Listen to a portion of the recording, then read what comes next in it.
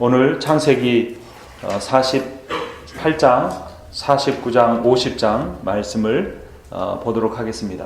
이 48장과 49장은 야곱이 자신의 자녀들에게 축복하는 기도를 하는 내용이고, 50장은 이제 야곱이 유언적 예언을 마치고 숨을 거두는 그러한 내용입니다. 먼저 야곱이 이제 병이 들었습니다. 그리고 병들었다는 소식을 이 야곱의 아들인 요셉이 듣게 되고 그 아버지 야곱을 찾아옵니다.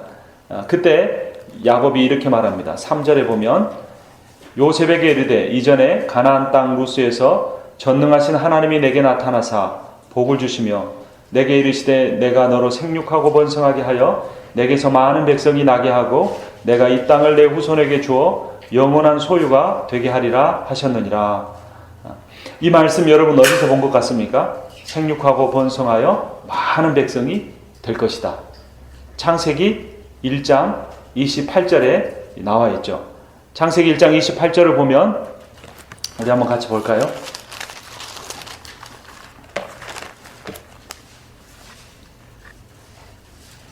하나님이 그들에게 복을 주시며 하나님이 그들에게 이르시되 생육하고 번성하여 땅에 충만하라. 땅을 정복하라. 바다의 물고기와 하늘의 새와 땅에 움직이는 모든 생물을 다스리라 하시니라. 그래서 하나님께서 인류에게 주신 최초의 이 복의 선언의 내용과 이 야곱이 하나님께 들은 말씀이 거의 일치합니다. 그래서 하나님께서 나에게 이 복을 주셨는데 이제 내가 나의 아들인 요셉 그리고 너의 아들들인 에브라임과 므낫세에게 이 복을 주노라라고 말씀하고 있는 겁니다. 이 복은 하나님께서 이 야곱에게만 한 것이 아니라 그 야곱의 아버지 이삭에게 또 그 아버지인 아브라함에게 또 그 위에 조상인 노아에게 계속해서 하셨던 말씀입니다. 여러분 신앙생활은 하나님이 어떤 분인가를 제대로 아는 데서부터 출발을 합니다. 하나님이 어떤 분인가? 오늘 이 창세기 48장 4절 말씀에 하나님은 어떤 분이십니까? 자기가 지은 피조물에게 자기가 선택한 사람에게 복을 주시는 하나님이십니다. 하나님이 어떤 분인가? 그분이 어떤 분인가를 제대로 할 때 우리가 그분을 제대로 믿고 그분께 제대로 순종할 수 있습니다. 하나님은 무서운 분이 아닙니다. 하나님은 높은 그 하늘 높은 보좌에서 우리 인간들을 보시면서 보잘것없고 하찮스럽고 또 늘 죄만 짓는 그런 죄인들로 보시는 것이 아니라 하나님은 우리를 사랑하시고 우리를 존귀하게 여기시고 우리에게 복을 주기를 원하시는 분이라는 겁니다. 하나님을 그런 분으로 할 때 우리가 하나님을 더 사모하고 그분께 더 가까이 나아가고 그분을 즐거워하는 그런 인생을 살게 됩니다. 교재에 보시면 민수기 6장 24절 말씀이 있는데 우리 한 목소리로 읽어보겠습니다. 여호와는 내게 복을 주시고 너를 지키시기를 원하며 여호와는 그의 얼굴을 내게 비추사 은혜 베푸시기를 원하며 여호와는 그 얼굴을 내게로 향하여 드사 평강 주시기를 원하노라. 아멘. 하나님이 우리를 자신의 얼굴을 우리를 향한다는 겁니다. 그때 그 얼굴을 향하는 이유와 목적이 무엇입니까? 복 주시기 원하는 것, 나를 지켜주시기 원하는 것, 또 내게 은혜 베푸시기를 원하고 내게 평강 주시기를 원해서 하나님이 그분의 얼굴을 내게로 향하신다는 겁니다. 여러분 하나님이 그 얼굴을 내게 딱 이렇게 보여주시면 여러분 마음이 어떨 것 같습니까? 두려움이 앞섭니까? 아니면 기쁨과 이렇게 그 감사가 앞섭니까? 두 가지가 교차할 수 있죠. 그러나 예수님께서 하나님을 자신의 죽음과 부활을 통해서 우리로 하여금 하나님을 누구라 부를 수 있게 했습니까? 아버지라, 아빠라 부르습니다. 4살, 5살 정도 되는 어린아이가 아빠 부를 때 두려워 떨면서 부릅니까? 내가 방금 물을 쏟았는데, 내가 방금 옷에 또 더러운 거 묻혔는데, 아빠가 나에게 벌 줄 거 이렇게 무서워하면서 보는 거예요? 4살 정도 된 아이가? 그렇지 않죠? 방금 전에 그렇게 잘못했는데도 금방 엄마, 아빠 부를 때는 방긋이 웃고 기뻐하면서 팔을 벌리고 자기 부모에게, 아빠에게, 엄마에게 가죠. 마찬가지입니다. 우리가 그렇게 하나님 앞에서 어린아이와 같은 마음으로 하나님을 향하고 그분의 얼굴을 보기를 원해야 합니다. 그래서 야곱은 그 인생은 어떻습니까? 야곱이라는 사람의 인생, 속이는 자였습니다. 도둑질하는 자였습니다. 욕심 많은 사람이었습니다. 자녀들을 차별하는 사람이었습니다. 또 아내들을 차별하는 사람이었습니다. 그러한 야곱조차도 마지막 숨을 거두는 순간에 하나님은 어떤 분으로 기억하고 있는 겁니까? 복 주시는 하나님. 그 야곱이 또 무엇이라고 고백합니까? 48장 15절 보면 그가 요셉을 위하여 축복하여 이르되 내 조부 아브라함과 아버지 이삭이 섬기던 하나님, 나의 출생으로부터 지금까지 나를 기르신 하나님, 나를 모든 환난에서 건지신 여호와의 사자께서 이 아들에게 복을 주시오며. 하나님은 어떻게 고백하고 있습니까? 나를 이제까지 태어날 때부터 지금까지 길러주신 하나님, 양육하신 하나님, 또 나를 모든 내 인생의 환난에서 건지셨던 하나님으로 고백하고 있습니다. 여러분, 인생의 기쁨, 인생의 슬픔이 어디서 오는 겁니까?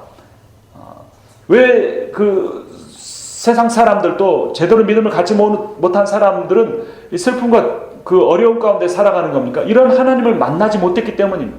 그 하나님을 내가 찾지 않기 때문에 그런 겁니다. 이 하나님을 제대로 만나면 야곱과 같은 그런 참 부족한 인생도 하나님의 주시는 그 은혜와 사랑으로 인해서 충만한 삶을 살고 또 마지막 숨을 거두면서도 자기 자녀들을 향해서 그러한 이 복을 베풀 수 있게 된다는 것입니다. 그래서 이제 야곱이 그 손자들에게 복을 베풉니다. 방금 읽었던 16절 이후에 17절을 보면 요셉이 그 아버지가 오른손을 에브라임의 머리에 얹은 것을 보고 기뻐하지 아니하여 아버지의 손을 들어 에브라임의 머리에서 므낫세의 머리로 옮기고자 하여. 그러니까 므낫세가 그 큰 아들이죠. 그러니까 이 요셉이 므낫세를 야곱의 오른쪽으로 앉히고 에브라임이 그 둘째니까 야곱의 그 왼쪽에 앉힌 겁니다. 그런데 야곱이 어떻게 축복을 한 겁니까? 이렇게 손을 X자로 해서 반대로 한 겁니다. 오른손의 축복이 장자에 대한 축복이고 더 큰 축복이 가니까 일부러 므낫세를 오른쪽에 앉혔는데 야곱은 그것을 교차시켜서 축복을 하고 있습니다.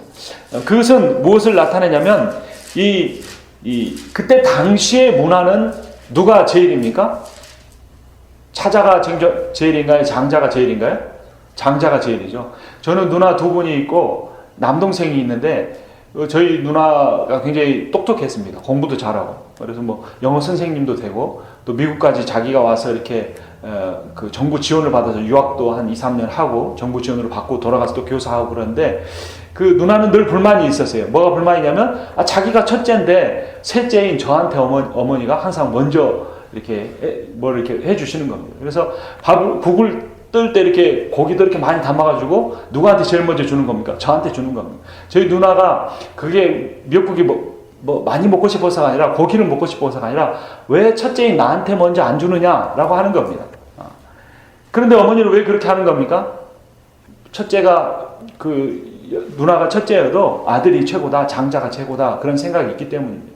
불과 그게 20, 30년에 다 뒤바뀌었죠. 요즘에는 뭐 아들 필요 없고 딸이 최고다 그런 이야기 하는데 어쨌든 그 20, 30년 전만 해도 첫째 아들을 그렇게 중요하게 여겼습니다. 그리고 저희 둘째 동생도 그래서 남동생들도 불만이 많았죠. 그런데 이 야곱의 때는 오직 했겠습니까? 장자가 최고인 겁니다.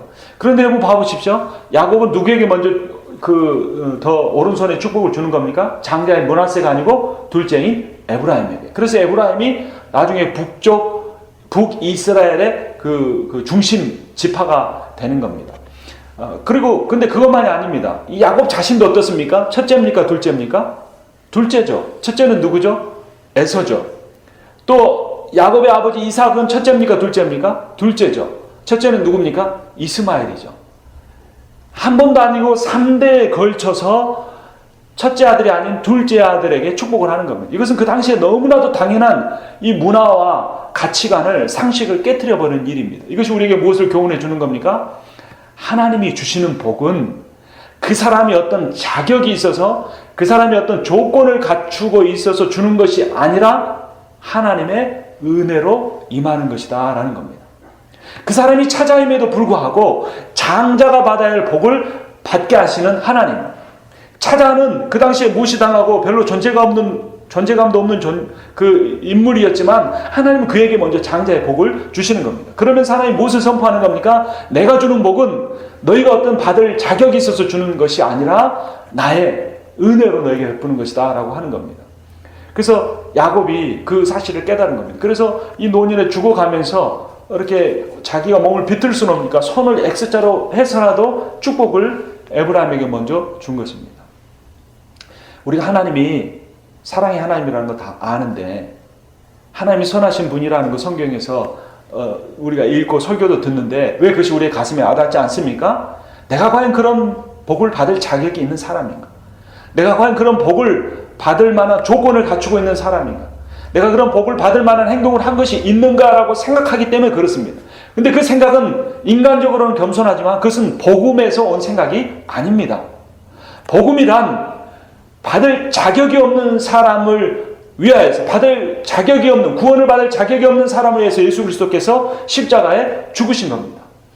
그럼 하나님이 주시는 복을 받을 조건을 갖추고 있지 않는 죄인을 위하여서 우리가 아직 죄인 되었을 때에 그리스도께서 우리를 위하여 죽으심으로 하나님께서 우리를 향한 자기신의 사랑을 확증한 사건인 겁니다.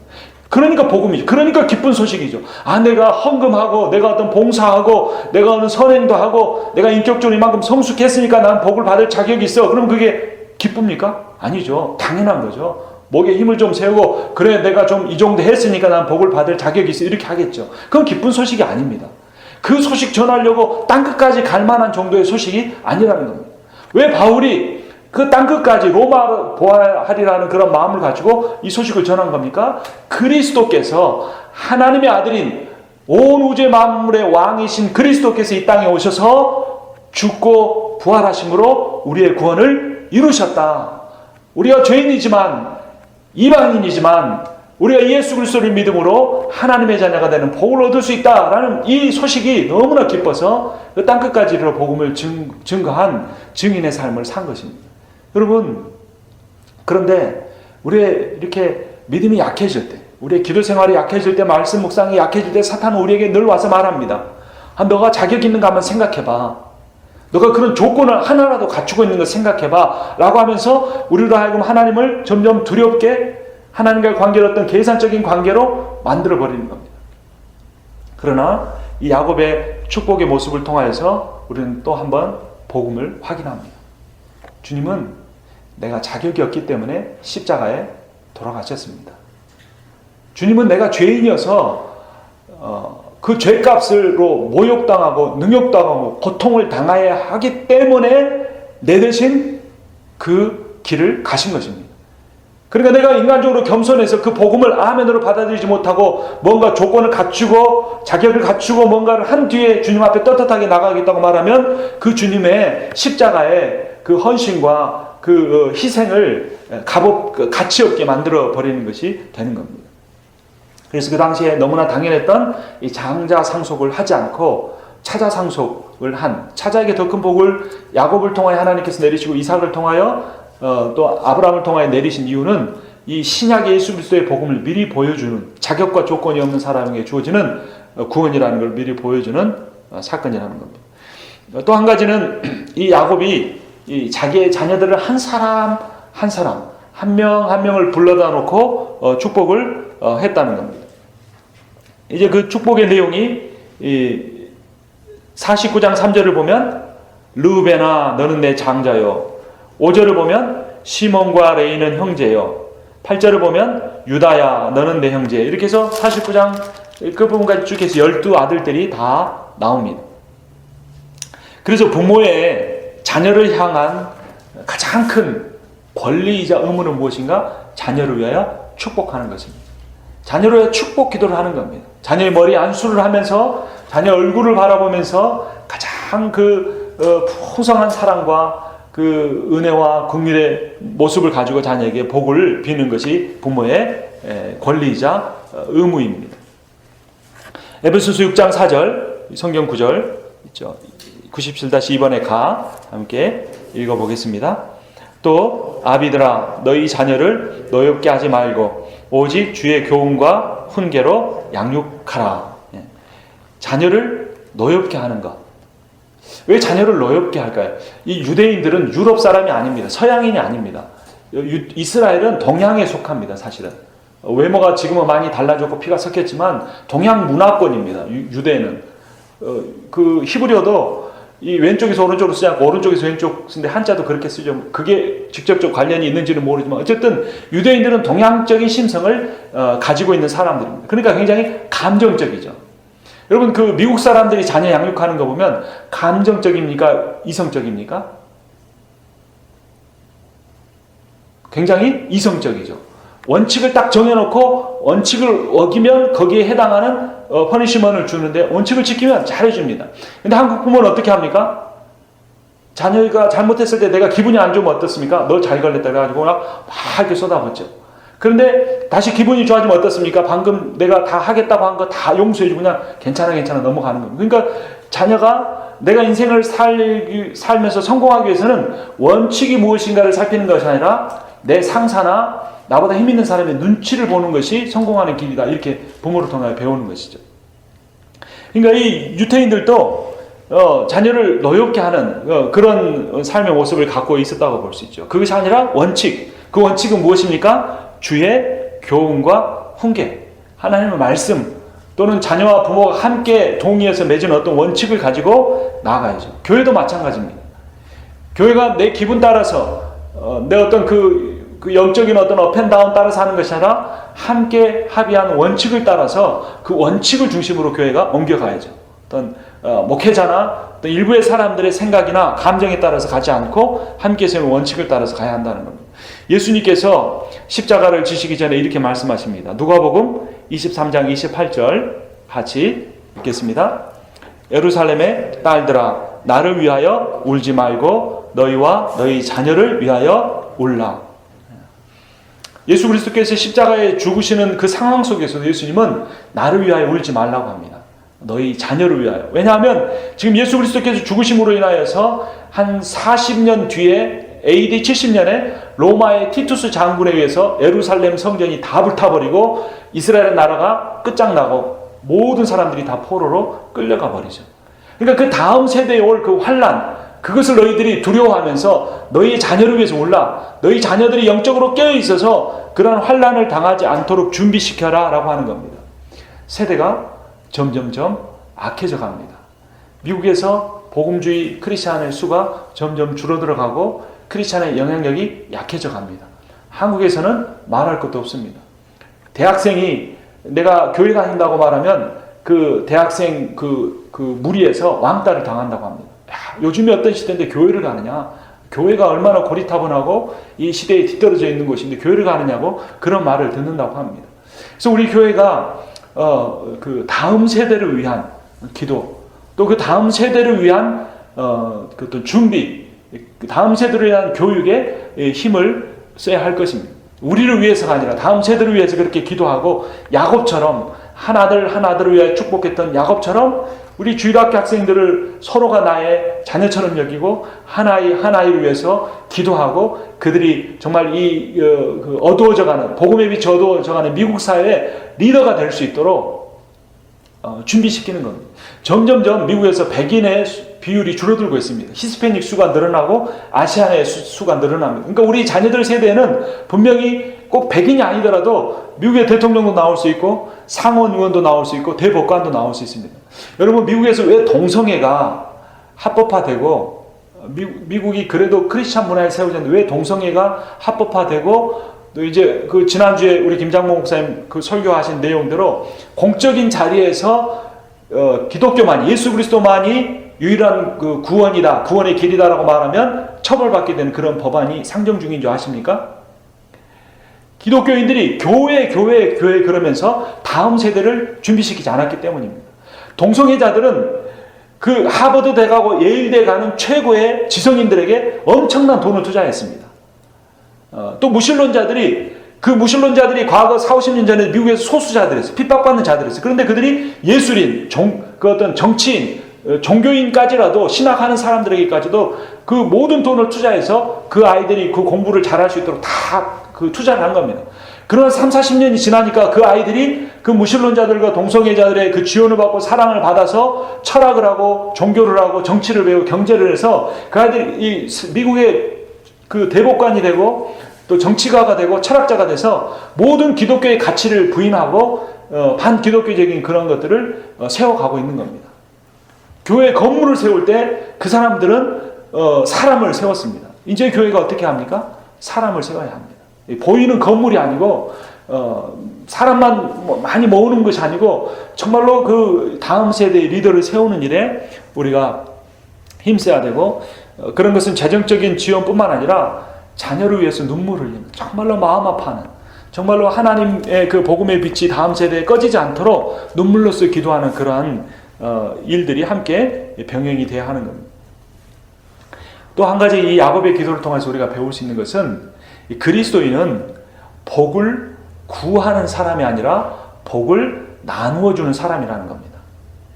야곱이 마지막 죽어가면서 하나님 내가 하루라도 더 살게 해주십시오, 하나님 내가 더 건강하게 해주십시오, 하나님 내 자산을 조금이라도 더 늘려주십시오 한 것이 아니라 자기의 자녀들을 위해서 기도했습니다.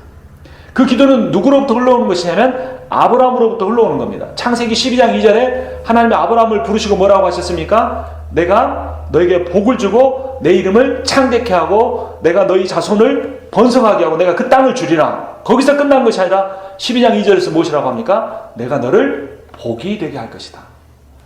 이 개역 개정판의 이야기고, 개역 한글판에 뭐라고 합니까? 너를 복의 근원으로, 너를 복의 샘물로 삼을 것이다 라는 겁니다. 그러니까 내가 복이 되는데 나한테 그 복이라는 샘물이 흘러넘쳐서 다른 이들에게 흘러가는 겁니다. 이미 아브라함을 부르실 때 하나님은 열방이 아브라함을 통해서 복받는 것을 꿈꾸신 것입니다. 하나님이 야곱만을 복 주시는 것이 아니라 야곱의 자녀들과 그 이웃의 열방들에게까지 복을 주시려고 하는 것입니다. 그러니까 여러분, 내가 복받기를 원하면 지혜로운 사람은 어떻게 하면 됩니까? 다른 사람을 위해서 복을 빌면 됩니다. 다른 사람을 위해서 복을 빌면 하나님께서 그 다른 사람을 위해 복을 비는 나를 더 번성하게 해서 더 기도하게 하시도록 하기 위해서 더 건강하게 하시고 더 필요한 물질도 채워주시고 더 필요한 모든 환경도 주시는 겁니다. 그래서 우리가 이 야곱처럼, 이삭처럼, 아브라함처럼 열방을 위하여서, 또 우리 이웃 교회를 위하여서, 또 우리 이 지역사회를 위해서, 또 우리 교회 안에 다른 성도의 가정을 위해서 기도할 때 그 복이 그들에게만 흘러가는 것이 아니라 나를 계속 복의 근원, 나를 복의 샘물로 하나 계속 사용하기 위해서 나에게 하나님이 이 복을 주신다는 것입니다. 이제 야곱이 그렇게 에브라임과 므낫세에게 축복의 기도를 한 다음에 이제 모든 아들들을 부릅니다. 그리고 이제 49장에서는 그 12아들들에 대해서 한 명씩 축복 기도를 하는데, 이것은 예언 기도이기도 하죠. 49장에 보면 3절에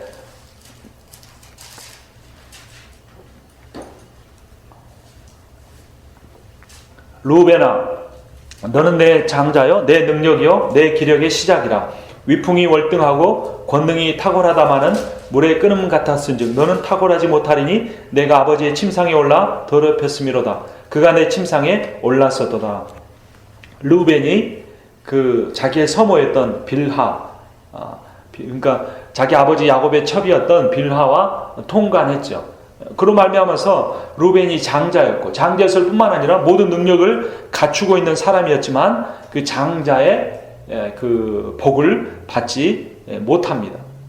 사실 루벤의 입장에서는 억울한 면도 있죠. 왜냐하면 자기 아버지가 자기 어머니인 레아는 첫 부인임에도 불구하고 사랑하지 않고 누구였죠? 그 라헬, 둘째 부인은 라헬을 더 사랑했고 그 라헬의 아들인 요셉과 베냐민을 더 사랑했기 때문에 그렇습니다. 그래서 그 루벤은 좀 불안했을지 모릅니다. 그러니까 그 서모인 빌하와 통관한 것은 어떤 육체적인 정욕 때문이기도 하지만 그 아버지 첩을 취함으로써 고대 사회에서 아버지의 첩을 취하면 그 아버지의 모든 그 권한과 권세를 갖게 된다는 그런 그 당시에 상식적인 그 문화로 인해서 그 서모를 범하게 된 것이었죠. 그래서 루벤은 위풍이 월등하고 권능이 탁월했지만 때를 기다리지 못했기 때문에 자기가 받을 복을 받지 못한 것입니다. 여러분, 하나님 나라는 이 강한 자가 하나님 나라의 복을 받는 것이 아니라 이 겸손하게 순종하는 사람이 하나님 나라의 복을 받습니다. 겸손하게 순종한다는 것에는 기다린다는 의미가 또한 포함이 됩니다.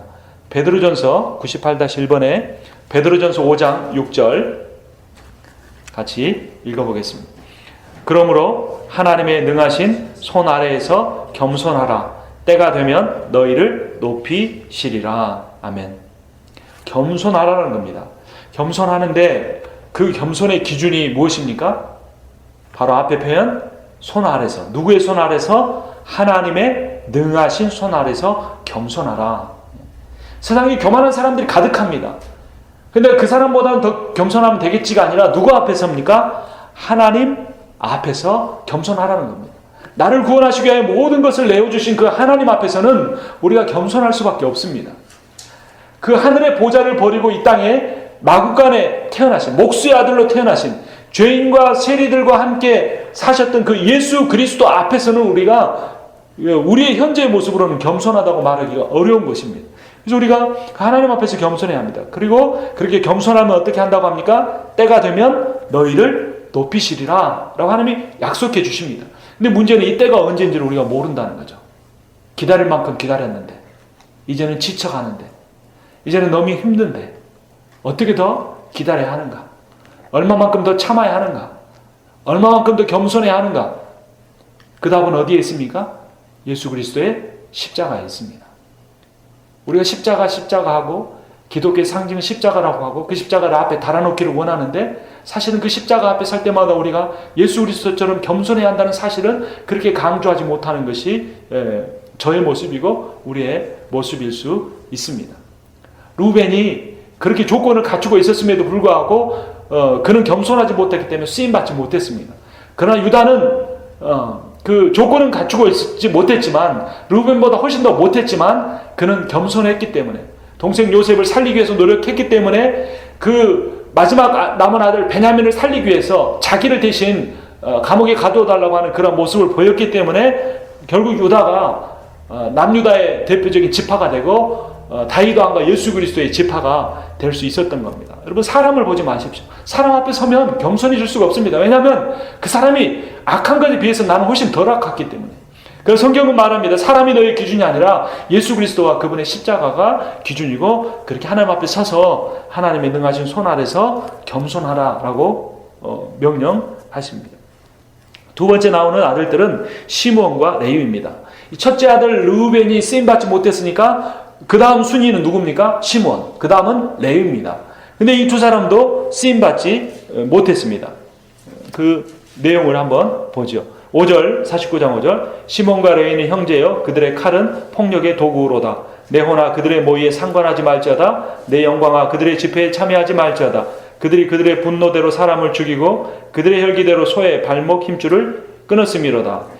그 노염이 혹독하니 저주를 받을 것이요 분기가 맹렬하니 저주를 받을 것이라. 내가 그들을 야곱 중에서 나누며 이스라엘 중에서 흩으리로다. 시몬과 레위가 휘둘렀던 칼은 무엇입니까? 이 세겜 족속에 의해서 자기 동생 그 디나가 강간을 당하죠. 그런데 그 디나는 누구의 딸이었습니까? 자기의 그 직접 어머니 레아의 딸이었습니다. 그러니까 그 야곱이 좀 미온적인 태도를 보이니까 더 분노한 겁니다. 우리 아버지가 우리 어머니도 사랑하지 않더니 그 어머니의 딸 우리의 여동생 디나의 그 고통스러운 일도 봐주지 않구나. 그래서 그들은 그들의 힘으로 해결하기 위해서 칼을 들고 가는데 그 전에 세겜 족속을 속이죠. 우리가 너희와 결혼할 테니 그런데 너희들은 그 할례를 받지 않았다. 할례를 받으면 너희와 우리가 혼인하겠다 말하고 할례를 받게 해서 할례 받고 고통 가운데 있을 때 그들을 다 죽였습니다. 할례는 어떤 상징입니까? 하나님의 은혜의 언약의 상징입니다. 근데 그 언약의 상징을 어떤 도구로 사용했습니까? 살육의 도구로, 속임수의 도구로 사용해 버렸습니다.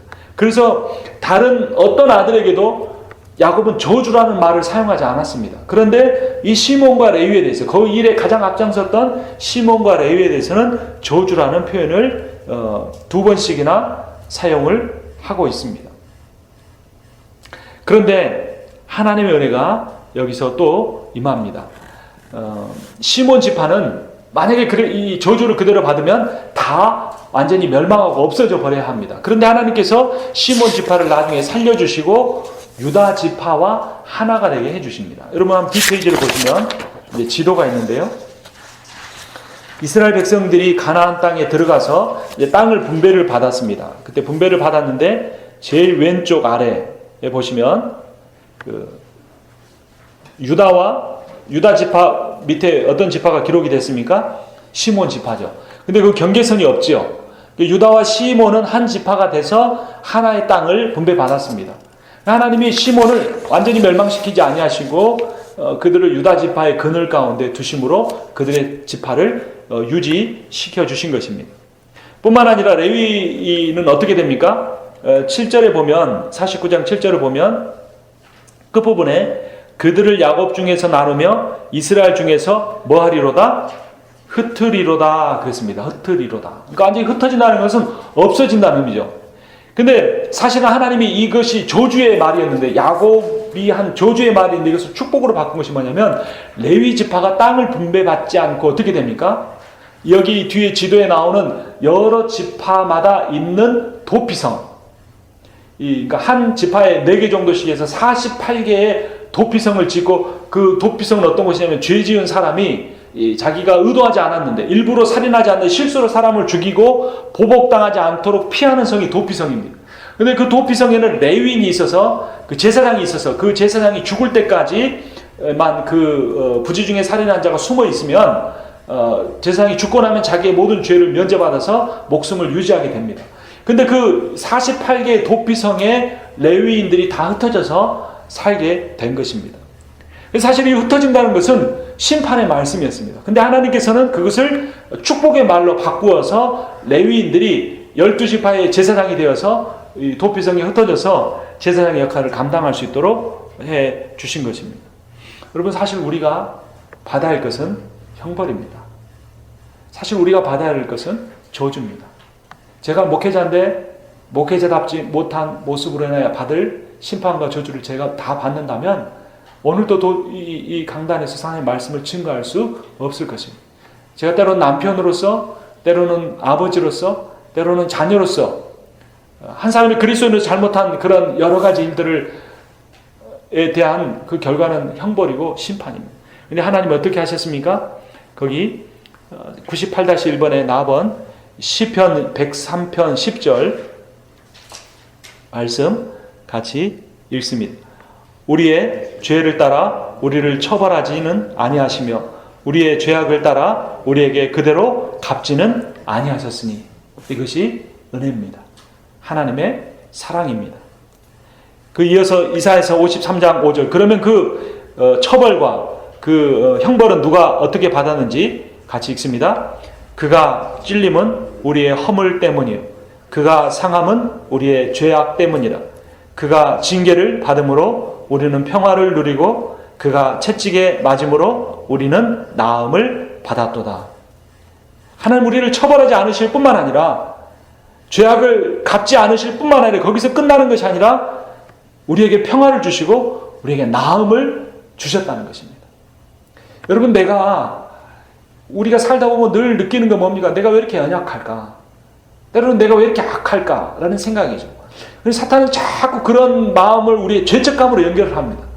근데 우리가 그런 마음이 들 때마다 우리는 어디로 가는 겁니까? 십자가로 나가야 합니다. 그 십자가의 의미가 무엇입니까? 내가 당할 채찍질 대신 주님이 채찍질을 받으심으로 나에게 평화를 주셨다. 내가 받을 그 징계 대신에 주님이 징계를 받으심으로 나에게 나음을 허락하셨다라고 하는 그 하나님의 은혜로 나아가는 것. 그러니까 내 죄가 더한 곳에 하나님의 은혜가 더 넘쳤다라고 사도 바울이 고백하지 않습니까? 그러니까 기독교인은 열등감을 갖는 존재가 아니고 하나님의 은혜로 더 그 풍성한 그 하나님의 은혜를 누리면서 사는 사람이죠. 자신의 부족함을 느끼는 것은 나쁜 일이 아니지만 그것을 가지고 죄책감으로 자기를 그 정죄하는 마음으로 가는 것이 아니라 하나님의 은혜로 나아가는 것. 이것이 복음의 메시지를 따르는 삶입니다. 하나님께 시몬과 레위에게 그런 은혜를 베풀어 주셨습니다. 이제 네 번째 유다가 나옵니다. 이 유다가 이스라엘의 장자가 됐죠. 9절을 보면 유다는 사자 새끼로다. 사자는 가장 강한 동물이죠. 가장 강한 지파가 됐다는 겁니다. 10절을 보면 규가 유다를 떠나지 아니하며, 규는 교재에 설명된 대로 왕의 지휘봉입니다. 그 왕의 지휘봉을 갖고 있다는 것, 그 지파에서 왕이 나온다는 겁니다. 그래서 그 첫째 왕은 물론 사울이었지만 사울은 하나님 마음에 합한 자가 아니었으니까 이스라엘 실질적인 초대 왕은 누구입니까? 다윗 왕이죠. 근데 그 다윗 왕이 어디 지파에서 나온 사람입니까? 거기 밑에 세 번째 줄 보면 사무엘상 17장 12절 같이 읽습니다. 다윗은 유다 베들레헴 에브라 사람 이세라 하는 사람의 아들이었는데, 일개 목동에 불과한 다윗, 그리고 여러 아들 중에서도 자기 아버지 이새에게 인정받지 못했던 다윗을 하나님은 사무엘을 보내서 기름을 부으시고 왕으로 삼으십니다. 누구의 예언이 성취된 것입니까? 하나님이 야곱을 통하여 주신 예언, 축복의 기도가 그대로 성취된 것입니다. 근데 이것은 단지 다윗 왕에 대한 예언만이 아니었습니다. 그 뒷부분 10절을 읽어보면, 다시 한번 10절 읽어봅니다. 규가 유다를 떠나지 아니하며 통치자의 지팡이가 그 발 사이에서 떠나지 아니하기를 실로가 오시기까지 이르리니 그에게 모든 백성이 복종하리로다. 그러니까 왕이 올 뿐만 아니라 누가 온다고요? 실로가 오시기까지. 근데 이 실로라는 단어는 좀 이렇게 이 문장을 원문을 잘 번역을 하지 못했습니다. 이 실로는 어떤 의미냐면, 영어 NIV 성경이 잘 번역을 했는데요. 교재 5번째 줄 밑에서 보시면 Until he comes to whom it belongs and the obedience of the nations is his 라고 되어 있는데요. 우리말로 하면 그것이 속한 자에게라는 것입니다. 실로가 라고 하는 히브리어는 그것이 속한 자에게 오시기까지. 그러니까 그가는 누구냐면 예수 그리스도를 의미합니다. 그리고 그것이는 뭐냐면 앞에서 말한 왕의 지팡이입니다. 그러니까 예수 그리스도가 왕의 지팡이가 속한 자에게 오시기까지. 왕의 지팡이가 속한 자는 누구입니까? 왕이죠. 그러니까 예수 그리스도가 이 세상의 왕권을 가진 자에게 오시기까지라는 건 뭐냐면, 그 예수 그리스도가 이 세상의 진정한 왕으로 오실 때까지 규가 유다를 떠나지 아니할 것이다 라는 겁니다. 그게 어떤 의미냐면, 예수 그리스도가 이 땅에 오실 때까지 유다 지파가 왕권을 이어갈 것이고, 예수 그리스도가 이 땅에 오시면 그 유다 지파의 다윗의 자손으로서 왕이 되시고, 뿐만 아니라 모든 열방을 향한 왕이 되실 거다라는 겁니다. 그 마지막 10절 부분에 보면 그에게 모든 백성이 복종하리로다 그랬죠. 열방의 모든 백성이, 이스라엘만 아니라 모든 백성이 그 예수 그리스도에게 복종하게 된다고 하는 겁니다. 그래서 그 실로에 오시기까지라는 그 표현을 세번역 성경은 또 뭐라고 했습니까? 권능으로 그 자리에 앉을 분이 오시면. 이게 번역을 아주 잘하는 것이죠. 실로가 오시기까지가 아닙니다. 권능으로 그 자리에 앉을 분이 오시면 만민이 그에게 순종할 것이다 라고 10절 하반절을 세번역은 번역하고 있습니다. 그럼 정말 예수 그리스도가 다윗의 자손으로, 그 다윗 왕가에서 오신 분인가? 그것을 마태복음 1장 1절이 분명히 이렇게 증거하고 있습니다. 밑에서 두 번째 줄 같이 읽습니다. 아브라함과 다윗의 자손 예수 그리스도의 계보라. 이 야곱이 창세기 49장 10절에서 예언한 그 권능으로 그 자리에 앉으실 분, 다윗의 왕가에 오실 분, 그 예수 그리스도가 오셨다라고 마태복음 1장 1절에서 분명히 증거하고 있습니다. 그래서 사실은 이 야곱의 축복의 핵심은 내 자녀 잘 되게 해주십시오 이것이 아니었습니다. 그 12 아들들 중에서도 누구에게 가장 큰 축복을 해준 겁니까? 유다에게 축복을 줬는데, 사실은 그 유다에 대한 축복이 누구에 대한 겁니까? 앞으로 오실 예수 그리스도에 대한 것입니다.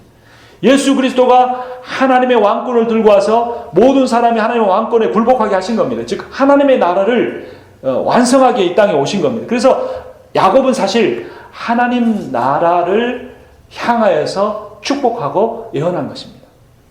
그러니까 우리 자녀들을 잘 되게 해주십시오라고 기도할 때도 그냥 내 자녀가 물질적으로 잘 되고 세상적으로 잘 되고 사회적으로 잘 되는 것이 아니라 내 자녀가 어떤 일을 하는 겁니까? 하나님 나라의 일꾼이 되고 교회를 섬기는 사람이 되고 복음을 위해서 헌신하는 사람이 되고, 단지 목사가 선교사가 되는 것이 아니라 자기가 속한 경제계나 정치계나 학문계나 예술계에서 정말로 그 하나님의 영광과 예수 그리스도의 복음이 드러나도록 그 헌신된 사람으로 사용되게 해주십시오. 그것을 위해서 건강하고 그것을 위해서 좋은 학교도 들어간다면 필요하다면 가게 되고 그것을 위해서 또 이렇게 물질적으로도 풍성할 수 있게 해달라고 우리가 그렇게 자녀를 위해서 기도할 수 있어야 합니다.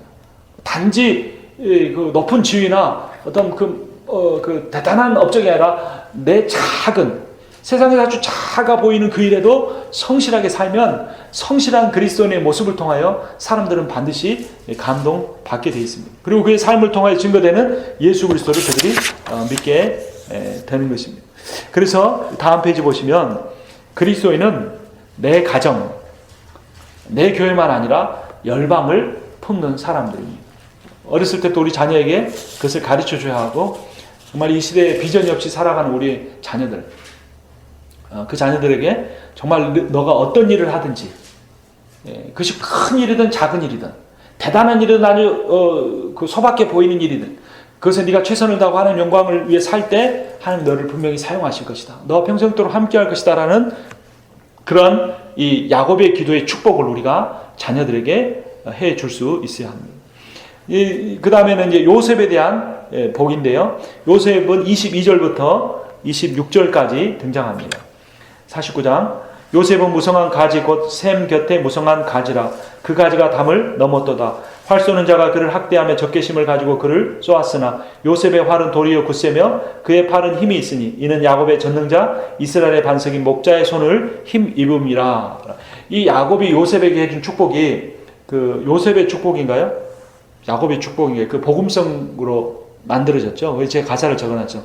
너는 담장 너머로 뻗은 나무 가지에 푸른 열매처럼 하나님의 귀한 축복이 삶에 가득히 넘쳐날 거야. 너는 어떤 시련이 와도 능히 이겨낼 강한 팔이 있어 전능하신 하나님께서 너와 언제나 함께 하시니 라고 이렇게 쭉 이어지는 이 복음성 가사입니다. 하나님이 우리에게 주시는 그 축복의 말씀입니다. 이 담장 너머로 뻗어가는 이 그 덩쿨이 무성하게 온 땅을 덮는 그런 이미지를 가지고 그 아버지 야곱이 요셉을 축복합니다. 실제로 요셉은 많은 복을 받은 사람이었고 그의 아들들도 복을 받아서 북이스라엘의 그 중심적인 지파가 되죠. 근데 문제는 그 끝이 좋지 않았다는 것입니다.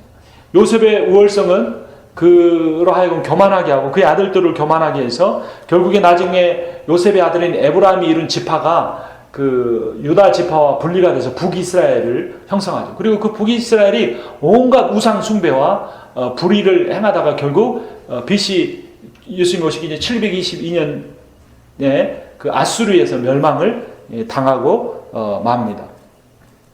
그래서 우리가 생각해야 할 것이 진정한 복이라는 것이 무엇일까라는 겁니다.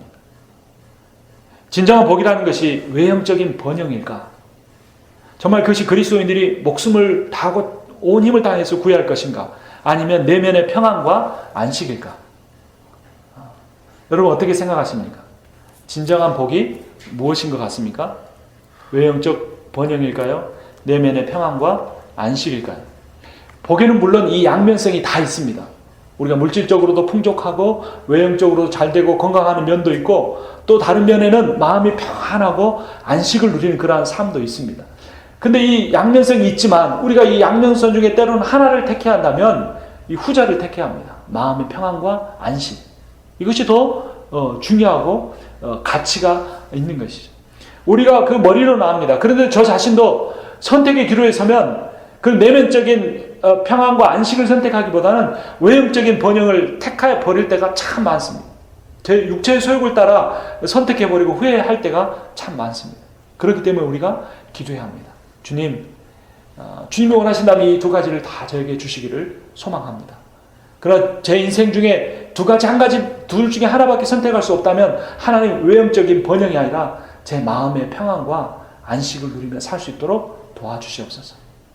내가 좀 더 가난하고 내가 조금 병약하고 그런다고 할지라도 내가 주님으로 인하여 기뻐하고 주님으로 인하여 진정한 안식과 평안을 누리는 그러한 복을 누리게 해주십시오라고 우리가 기도할 수 있어야 합니다. 그것이 이 요셉이 정말로 많은 그 인생의 복을 받고 아버지로부터 축복을 받고 하나님으로부터 축복을 받았음에도 불구하고 그 자신이 그 자손이 잘못된 길로 가는 그러한 그러한 실수를 돌이킬 수 있는 방법일 것입니다.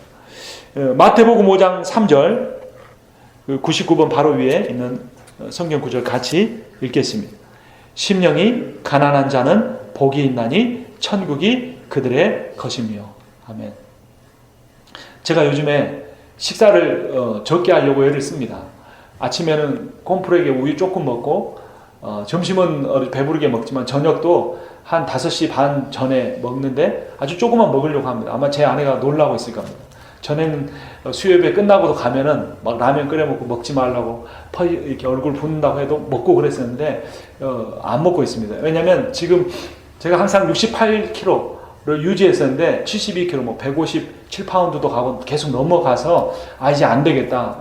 지난주에는 목사님이 한 13년 만에 저를 만났는데 목사님 왜 그렇게 살쪘냐고 그러시더라고요. 그런데 그 덜 먹는 게 굉장히 힘들더라고요. 힘들어요. 왜냐면 더 먹고 싶은데 안 먹어야 되니까. 근데 덜 먹고 5분만 딱 지나면 속이 왜 그렇게 편한지 몰라요.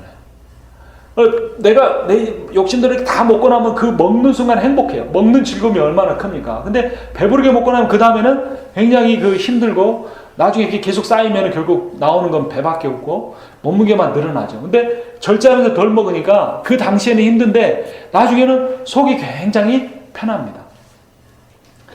우리의 삶이 그렇지 않은가 생각해 봅니다.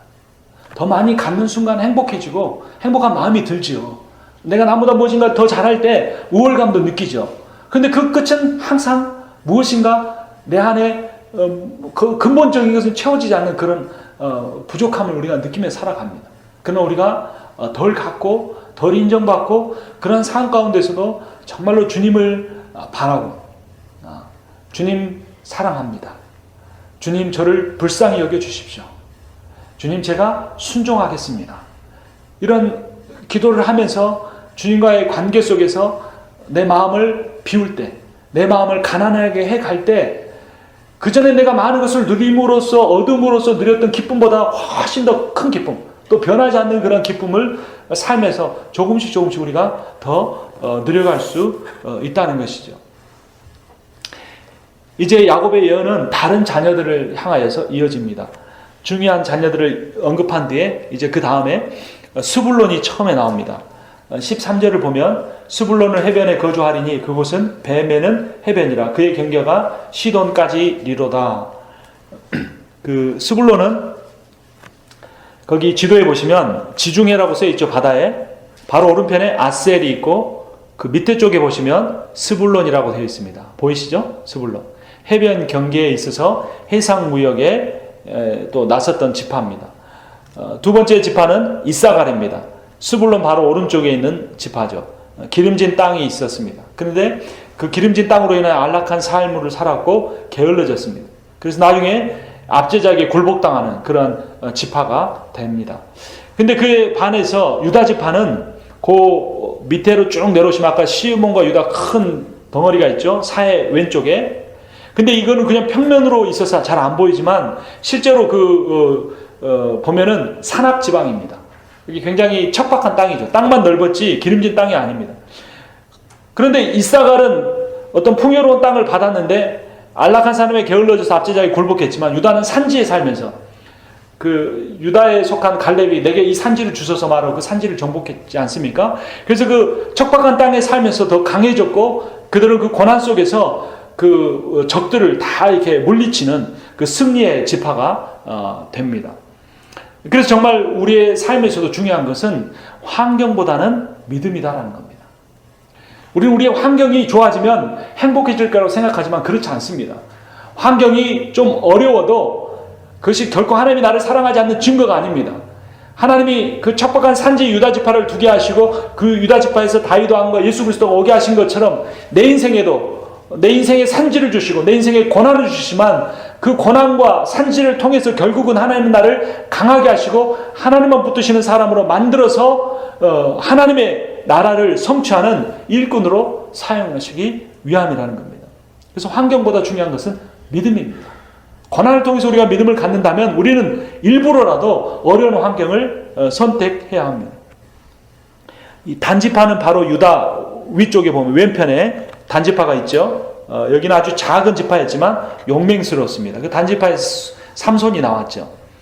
그리고 갓지파는 다시 오른쪽으로 쭉 가시면 사해바다 위쪽 오른쪽에 보면 갓지파가 길게 돼 있죠. 요단 동편에 길게 이렇게 있습니다. 그래서 이들은 요단 동편에 있었기 때문에 그 오른쪽에는 암몬이나 모압이나 이런 외적들의 침입을 자주 받았습니다. 그럼에도 불구하고 모세가 그들을 사자에 비유할 정도로 용맹한 지파로서 살았습니다. 그리고 아셀 지파는 다시 저 위쪽으로 올라가면 지중해 바로 오른쪽 제일 위쪽에 아셀 하얀색으로 있죠. 아셀 지파도 해변의 비옥한 땅을 받았고 풍성한 소산을 누리며 살았습니다. 그리고 아셀 지파의 바로 오른쪽 보면 납달리 지파가 있죠. 암사슴에 비유할 정도로 굉장히 빠른 용맹한 전사들이 많은 드보라의 시에 나오는 그러한 지파들이었습니다. 그래서 이 지파들의 이야기를 통해서 볼 수 있는 것은 오히려 더 좋은 땅, 기름진 땅에서 살았던 그런 지파들은 그들의 미래가 별로 좋지 않았지만 척박한 땅에 고난을 겪으며 살았던 그 지파들은 그 고난을 통해서 훈련되고 하나님을 바라보는 그런 지파들로 만들어져 갔다는 것입니다. 그리고 또 한 가지 교훈은 이들 12지파에 대한 예언이 다양했지만 궁극적으로 이 지파들의 예언을 그 온전하게 만든 것은 유다지파를 통해서 오신 예수 그리스도라는 겁니다. 그 예수 그리스도의 구속을 통해서 연약했던 지파들이 그 복음으로 다시 구원을 받게 되었다는 겁니다. 자, 이제 마지막 50장을 보고 마치도록 하겠습니다. 50장에서는 야곱이 죽게 되고 죽는 이야기와 요셉과 요셉의 형제들이 이렇게 그 화해를 다시 한번 하는 그런 내용이 나옵니다. 50장 5절 제가 읽어보겠습니다. 우리 아버지가 나로 맹세하게 하여 이르되 내가 죽거든 가나안 땅에 내가 파놓은 묘실에 나를 장사하라 하였나니 나로 올라가서 아버지를 장사하게 하소서 내가 다시 오리이다 하라 하였더니. 그래서 이 요셉이 바로 왕에게 말을 하고 자기 아버지 시신을 가지고 그 헤브론 땅에 가서 그 미리 그 아브라함이 사놓았던 그 묘실에 그 야곱을 장사합니다. 그런데 그때 그들이 간 길이 어디냐면 50장 10절에 보면 그들이 요단강 건너편 아닷 타작마당에 이르러 거기서 크게 울고 애통하며 요셉이 아버지를 위하여 7일 동안 애곡하였더니. 그러니까 그 애굽에서 바로 가는 길은 그 저기 우리 지도에서 보면 시몬 유다 지파 쪽으로 올라가면 굉장히 쉽습니다. 그런데 요셉이 어디로 간 겁니까? 저 위로 오른편으로 쭉 올라가서 요단강을 건너서 이 사해와 갈릴리 바다 사이에 있는 이제 요단강이죠. 그 요단강 동편으로 해서 건너간 겁니다. 왜 그렇게 한 것입니까? 이것이 출애굽의 모형입니다. 이스라엘 백성이 이 쉬운 길로 갈 수 있었지만 나중에 40여 년 동안 방황한 뒤에 요단강 동편에서 요단강을 건너서 가나안에 들어간 것처럼 그 모형으로서 미리 그림자로서 이 요셉이 자기 아버지의 시신을 가지고 그렇게 요단강을 건너서 들어간 것입니다. 그렇게 장사를 지내고 나서 요셉의 형들이 두려워합니다. 왜 두려워했을까요? 아버지 요셉이 살아있을 때는 그래도 아버지 무서워서라도 동생 요셉이 우리에게 해코지 그 원수를 갚지 못했을 텐데 이제 아버지 야곱이 죽었으니 이제 우리도 죽은 거나 마찬가지다 이렇게 두려워 떨고 있었습니다. 그때 요셉이 어떻게 행동합니까? 17절 50장 17절 너희는 이같이 요셉에게 이르라 내 형들이 내게 악을 행하였을지라도 이제 바라건대 그들의 허물과 죄를 용서하라 하셨나니 당신 아버지의 하나님의 종들인 우리 죄를 이제 용서하소서 하며 요셉이 그들의 형들이 그에게 하는 말을 들을 때 울었더라. 19절 보면 요셉이 그들에게 이르되 두려워하지 마소서 내가 하나님을 대신하리이까 당신들은 나를 해하려 하였으나 하나님은 그것을 선으로 바꾸사 오늘과 같이 많은 백성의 생명을 구원하게 하시려 하셨나니 당신들은 두려워하지 마소서 내가 당신들과 당신들의 자녀를 기르리이다 하고 그들을 간곡한 말로 위로하였더라. 아멘. 참 요셉의 위대한 면이 보입니다. 요셉은 여러 구약의 성경 인물들이 예수님을 예표하는 그림자였지만 모형이었지만 그 중에서도 가장 온전한 모습으로 예수 그리스도를 미리 보여주는 사람이었습니다. 특별히 예수 그리스도의 용서와 화해와 섬김의 모습을 잘 보여주었습니다. 여러분, 그리스도인의 정체성이 바로 이 요셉의 모습에 잘 나와 있습니다. 자기를 죽이려고 했던 사람, 자기를 구덩이에 던지고 노예로 팔아버렸던 사람들. 차라리 모르는 사람이었다면 그렇게 원망스럽지는 않았을 텐데, 한 아버지에게서 난 형제들에게서 그렇게 고통받을 때, 그 고난을 받을 때 요셉의 마음이 어땠겠습니까? 그럼에도 불구하고 요셉은 그 형제들을 용서할 뿐만 아니라 당신들과 당신들의 자녀들까지 내가 기르고 먹이고 입히겠습니까? 라고 말하고 있습니다. 용서 섬김으로 그리스도의 모형이 된 요셉의 모습을 볼 수 있습니다. 골로새서 3장 13절은 요셉의 모습을 우리가 이렇게 본받아야 한다고 가르쳐주고 있습니다. 우리 함께 읽겠습니다. 마지막 성경 구절. 누가 누구에게 불만이 있거든 서로 용납하여 피차 용서하되 주께서 너희를 용서하신 것 같이 너희도 그리하고. 아멘. 요셉은 그 형들을 심판하지 않은, 형들에게 원수를 갚지 않은 이유를 어떻게 말했습니까? 내가 하나님을 대신하리까 라고 말했습니다. 우리는 하나님을 대신할 수 없습니다. 이 말은 두 가지 의미를 갖습니다. 하나는 내가 누군가를 용서하지 못하고 그들을 정죄하게 되면 하나님의 역할을 내가 해버리는 것, 내가 하나님의 자리에 오르는 것이라는 의미도 있고, 또 하나는 내가 원수를 갚지 않아도 누가 그것을 일을 하신다는 겁니까? 그 사람이 받아야 할 벌이 있다면 하나님이 하신다는 겁니다. 그러니까 내가 하나님의 자리에 오르려고 하지 말라는 교훈과, 또 하나는 내가 그렇게 하지 않을 때 하나님이 해주신다는 두 가지의 의미를 담고 있습니다. 여러분, 로마서에서는 또 그렇게 말합니다. 원수가 줄이거든 먹이고, 원수가 목마르거든 마시우게 하라. 그리고 그의 머리에 숯불을 두라라고 합니다. 그 숯불은 어떤 의미입니까? 뜨거운 것을 그 머리에 두어라. 그 의미가 아니고, 그 당시에 숯은 누가 머리에 뒤집어 쓰는 거냐면 죄인들이 뒤집어 쓰는 겁니다. 그러니까 숯불을 그의 머리 위에 두라는 것은 그 사람이 자기의 죄를 스스로 깨닫고 회개하게, 용서를 구하게 만들어라라고 하는 겁니다. 그것이 정말로 원수를 갚는 것입니다. 내가 그에게 어떤 그 잘못을 지적하고 내가 어떤 내가 당한 만큼 갚아주는 것이 원수를 갚는 것이 아니라 그 사람이 자기 죄를 깨닫고 용서를 구하게 되는 것이 가장 진정한 하나님이 우리에게 주시는 승리라는 겁니다. 그리고 그 일은 내 힘으로, 내 지혜로, 내 방법으로 하는 것이 아니라 하나님의 지혜로, 하나님의 방법으로, 하나님의 힘으로 한다고 가르쳐주고 있습니다. 기도하겠습니다.